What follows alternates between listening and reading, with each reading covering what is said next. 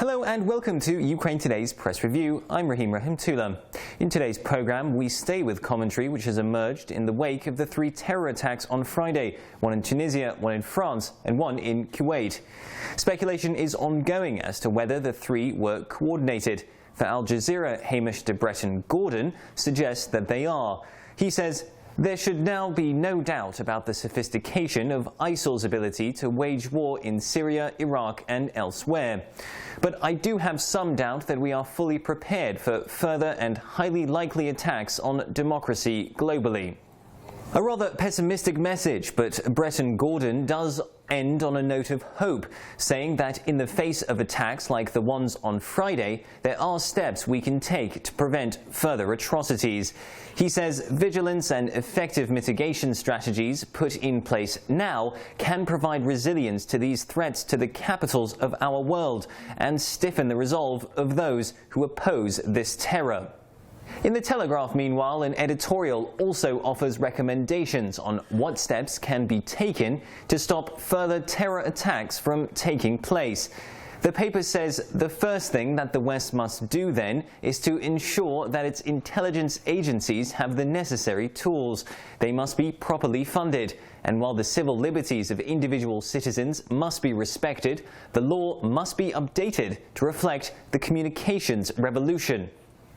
The Telegraph then goes on to draw the link between migration to Europe from North Africa and terrorism.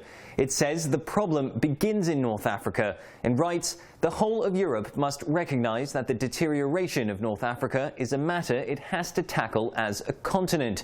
This might mean more investment in search and rescue or the destruction of the boats of people smugglers." Finally, we look at The Guardian, which carries a piece from Tunisian writer Iman Yacoubi. He also considers the possibility that the 3 attacks were linked. He writes, "The belief that the attacks in Tunisia, Kuwait and France were coordinated suggests we are facing a complex threat that requires expensive and long-term remedies." Yacoubi goes on to say that Tunisians have long thought of terrorism as something that happens elsewhere and not in their own country.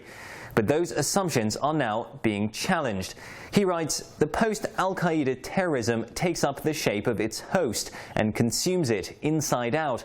Maybe a cancerous growth is a more suitable metaphor than a bacterial attack.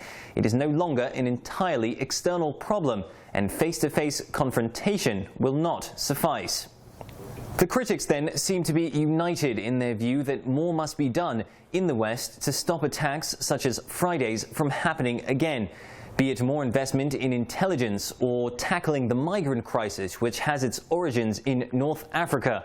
Overall, there's a sense that these attacks suggest that ISIS and other groups may be growing more sophisticated.